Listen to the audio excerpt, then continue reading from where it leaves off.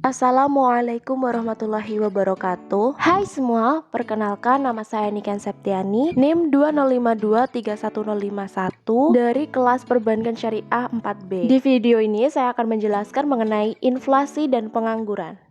Yang pertama adalah pengertian inflasi. Menurut Budiono, inflasi adalah suatu kecenderungan mengenai harga-harga agar naik secara umum dan secara terus-menerus. Sedangkan menurut Nanga, inflasi ialah suatu gejala ketika tingkat dari satu harga pada umumnya sedang mengalami kenaikan terus-menerus. Namun, jika keadaan kenaikan pada harga ini terjadi dalam sekali masa saja, itu tidak bisa dikatakan dengan terjadi sebuah inflasi. Tetapi menurut Nopirin, inflasi ialah suatu proses dari suatu kenaikan harga pada umumnya dan akan bergerak secara terus-menerus, misalnya pada barang-barang primer kebutuhan sehari-hari. Jadi kesimpulannya, inflasi adalah proses meningkatnya harga secara umum dan terus-menerus sehubungan dengan mekanisme pasar yang dipengaruhi banyak faktor, seperti peningkatan konsumsi masyarakat, likuiditas di pasar yang berlebih sehingga memicu konsumsi atau bahkan spekulasi, hingga ketidaklancaran distribusi barang. Berikut merupakan penyebab terjadinya inflasi. Yang pertama, meningkatnya permintaan. Yang kedua, meningkatnya biaya produksi atau cost pull inflation. Ketiga, tingginya peredaran uang. Yang keempat, terjadinya inflasi campuran atau mixed inflation. Yang terakhir adalah inflasi terjadi karena adanya ekspektasi atau expected inflation.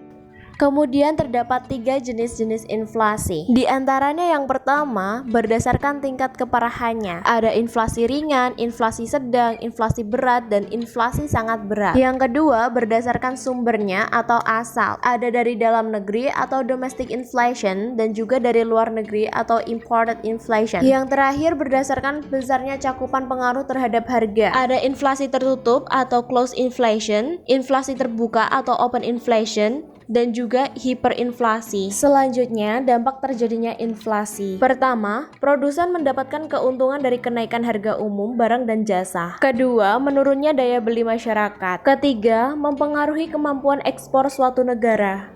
Dan berikut merupakan cara mengatasi inflasi yang terjadi, yaitu dengan cara menerapkan 3 kebijakan berikut. Yang pertama, adanya kebijakan moneter. Dalam kebijakan moneter ini, Bank Indonesia mengeluarkan kebijakan untuk menarik uang yang beredar di masyarakat. Hal ini dapat dilakukan dengan menjual surat berharga, meningkatkan jumlah uang beredar dari kas bank umum, atau meningkatkan suku bunga.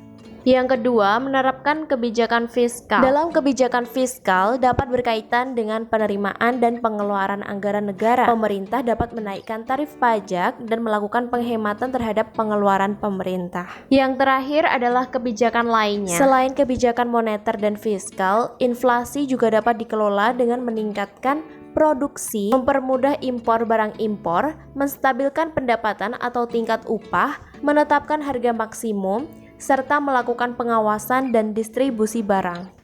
Selanjutnya adalah materi mengenai pengangguran. Menurut Nanga, tahun 2001, pengangguran atau unemployment didefinisikan sebagai suatu keadaan di mana seseorang yang tergolong dalam kategori angkatan kerja atau labor force tidak memiliki pekerjaan dan secara aktif sedang mencari pekerjaan. Sedangkan menurut Kaufman dan Hotchkiss, tahun 1999, pengangguran merupakan suatu ukuran yang dilakukan jika seseorang tidak memiliki pekerjaan tetapi mereka sedang melakukan usaha secara aktif dalam 4 minggu terakhir untuk mencari pekerjaan. Lalu menurut Sukirno, pengangguran merupakan jumlah dari tenaga kerja dalam bidang perekonomian yang aktif mencari pekerjaan tetapi belum berhasil mendapatkan pekerjaan tersebut. Sehingga dapat disimpulkan bahwa pengangguran merupakan situasi ketika seseorang tidak bekerja, sedang berusaha mendapatkan pekerjaan, serta memiliki pekerjaan namun tidak produktif. Pengangguran ini telah menjadi masalah perekonomian di berbagai negara. Tidak hanya di Indonesia saja, karena adanya pengangguran maka tingkat produktivitas serta pendapatan masyarakat berkurang,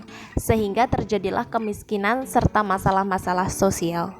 Berikut merupakan penyebab terjadinya pengangguran. Pertama, besarnya angkatan kerja yang tidak seimbang dengan kesempatan kerja. Kedua, masyarakat atau warga negara tidak memiliki keterampilan tinggi serta tingkat pendidikan yang rendah. Ketiga, adanya kemajuan teknologi yang menggantikan manusia. Keempat, tenaga kerja yang ada di daerah dengan di kota tidak dimanfaatkan dengan seimbang. Kelima, Pemerintah memberhentikan kebijakan mengirimkan tenaga kerja atau TKI ke luar negeri. Keenam, harapan terlalu tinggi untuk tenaga kerja. Ketujuh, karena pemutusan hubungan kerja. Delapan, persaingan pasar global. Kesembilan, masalah geografis atau jauh dari perkotaan. Dan yang terakhir adalah karena kemiskinan.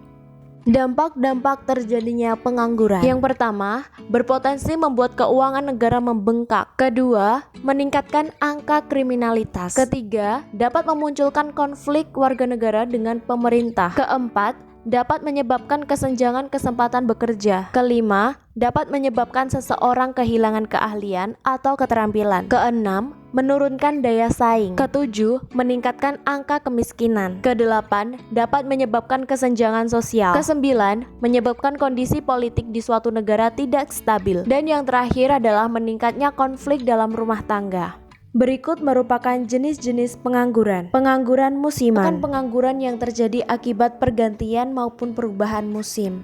Pengangguran siklis, merupakan pengangguran yang terjadi karena krisis ekonomi sehingga terjadi pemutusan hubungan kerja atau PHK. Pengangguran deflasioner, merupakan pengangguran yang terjadi karena jumlah tenaga kerja lebih tinggi daripada lowongan kerja yang tersedia.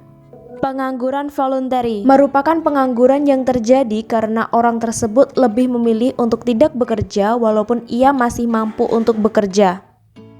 Pengangguran struktural, merupakan pengangguran yang terjadi karena perubahan struktur pada sektor ekonomi dari suatu negara. Pengangguran teknologi, merupakan pengangguran yang terjadi karena kemajuan teknologi yang dapat menggantikan tenaga manusia dengan mesin yang dinilai lebih mudah dan murah. Pengangguran friksional, merupakan pengangguran yang terjadi karena adanya perbedaan permintaan tenaga kerja dengan penawaran kerja yang tersedia. Jenis pengangguran berdasarkan lama waktu bekerja. Yang pertama, pengangguran terbuka atau open unemployment. Kedua, setengah menganggur atau underemployment. Yang ketiga, pengangguran terselubung atau disguised unemployment. Sekian materi yang dapat saya sampaikan, semoga bermanfaat untuk teman-teman semuanya. Kurang lebihnya mohon maaf. Wassalamualaikum warahmatullahi wabarakatuh.